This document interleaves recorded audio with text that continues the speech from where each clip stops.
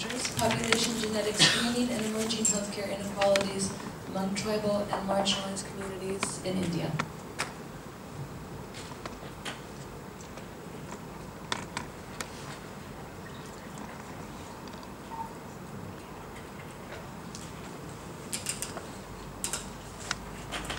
Good afternoon. Thank you, Kelly, for introducing me.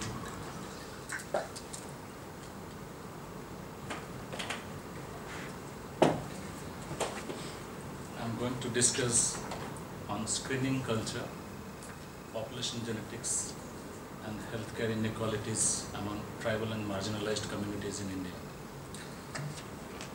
Here, briefly to introduce about this discussion this is going to be about how genetic screening from a public health intervention tool has transformed into a general practice of health intervention to bring different healthcare outcomes, and what are the social, ethical, and policy-related issues that emerge out of it. And let me remind that this is not about India, this is about specific population groups or communities that I have undertaken as my project research at Leiden University in Netherlands as part of SMART project. And this is also not going to be about genetic testing or screening in general, but this is going to be about population genetic screening in some identified communities or population groups.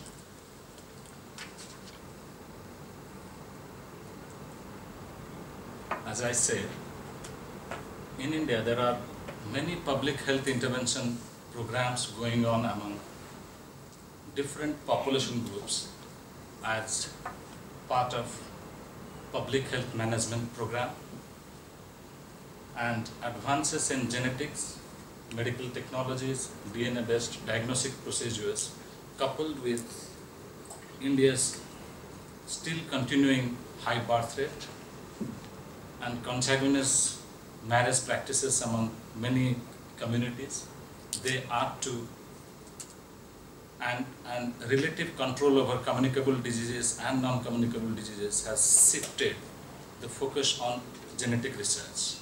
And more reporting on genetic research makes it people to believe that the prevalence rate of genetic diseases, especially carrier status of different type of genetic disorders, are more. In this context, there are many tribal communities, many disadvantaged group in India. It has been reported through population genetics and anthropological research that the prevalence rate of genetic disorders are more.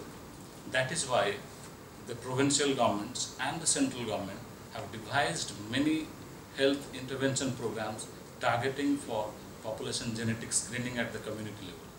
And I'm going to show you what are the issues that brings about or brought about through this intervention programs. And this is based on, as I said, part of sociogenetic marginalization program in Leiden. And the data for this presentation is based on the study carried out between 2006 and 2009 among 4 tribal communities in different parts of India: Central India, Western India, Eastern India, and Northern India. And what the study highlights is genetic test and screening for conditions such as, I focused on sickle cell anemia. It's a blood-related disorder, that it alters the experience of individuals and families and communities about illness and health. And this test also identifies susceptibility to a disease many years prior to the potential manifestation of the symptoms. So it brings some amount of stigma and discrimination to the individual who are symptomatically may not be having any symptom, but through this carrier testing, they are made to be discriminated.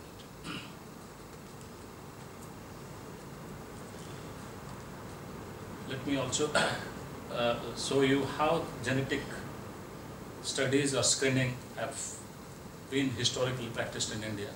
Usually, if you look at the genetic screening in India for last 2 to 3 decades, it was the physical anthropologist and population genetist who used to carry out this population genetic screening. Then epidemiological study to understand population variation and evolution of different groups with the target. But currently, it is through genomic studies and to understand population health, the focus is more into these disadvantaged groups and tribal communities mainly. And so, let me show you first this one. This is the map of tribal population distribution in India. In India, there are 80 millions of tribal population living in different parts of India, which constitutes roughly 8 to 8.0% of the total population. And there are total 427 tribal communities living in different parts of India, among which there are 75 groups among these 425, which are declared as primitive tribal group, based on 3 criteria: they're pre-literate, pre-agricultural society, and either their population is diminishing or remaining stagnant. So that becomes one of the reasons why many of these tribal groups are also considered as for population screening. And there are small and large population groups.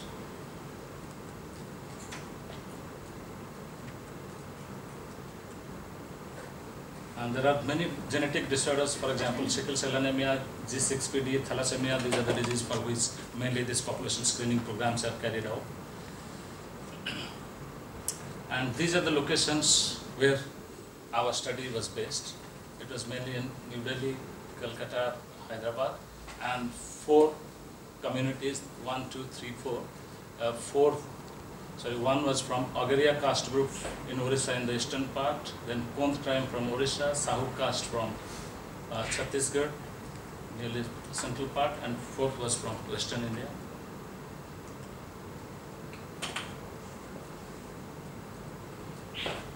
And if you look at the way genetic screening program has been carried out in Indian communities, there are programs which has been supported by the central government, there are programs supported by the provincial governments, and there are NGOs and private institutes which also do this screening programs. And there are communities themselves, they also promote genetic screening program for their own community in order to understand what is the genetic status, so that they can press upon the local government to have health intervention programs in order to control the disease. And the major issue that comes out through this study shows that the screening programs are done without much follow-up. There are no population screening, there is no treatment available for this disease. And there is a lack of genetic counselors at the grassroots level, and the disclosure of genetic test results bring some amount of discrimination to the people who are identified for this disorders. And many people believe that it is a kind of double discrimination for them. In one way, they are disadvantaged groups or tribal groups who have other kinds of difficulties, and when this genetic disorder is identified in their communities, they feel that it is a double discrimination for them. And many of the tribal communities that I have studied, they complain that it is not everybody's illness. It is only Adivasis, that means the tribals, who get it. As you can see in the interviews, it's as you see it here, it is not the rich or high caste people's illness. It is only the Adivasis who get it. Because most of the intervention programs stops at screening them, in identifying them. But after that, there are no follow-ups. So that is why they feel that you have come to us, you have screened us, and now we know the genetic status, but what after that? There is no medicine for us, there is no counseling what to do. Then perhaps it is because we are poor, we are disadvantageous, that is why no proper healthcare program has been devised to address our issue. Then there are communities, like many tribal communities, who believe that they are superior. They cannot have any blood-related problem. As a man from Bhil society said, we Bhils can never have problems with our blood. Our blood is pure and strong. Somehow, many communities believe that even if you tell them, give them the genetic interpretation of the disease, they say, our blood is pure, we cannot have anything to do with the blood.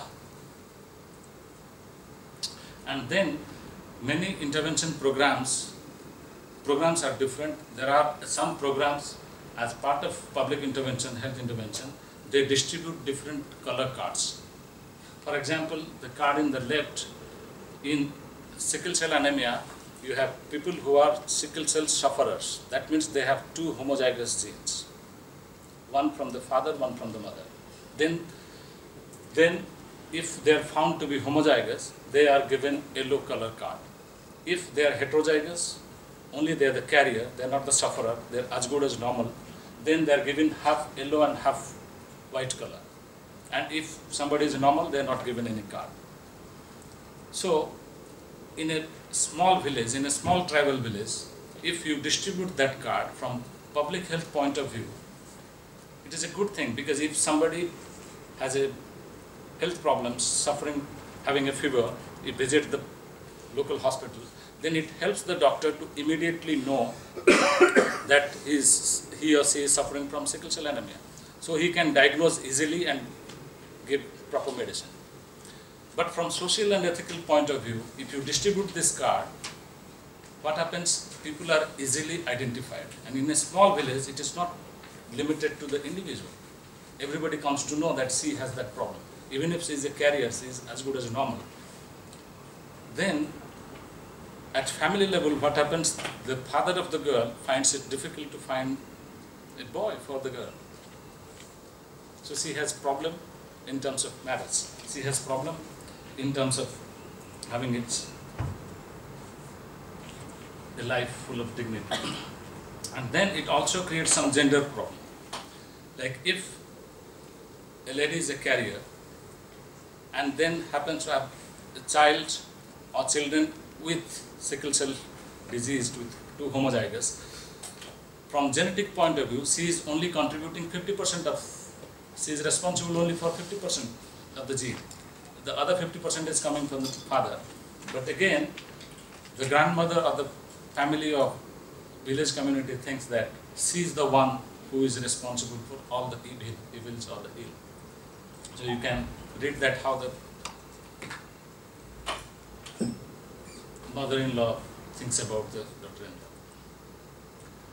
Then it is also very common in India to have astrological horoscope after you are born, and then that is useful for finding a suitable girl or boy for you, matchmaking.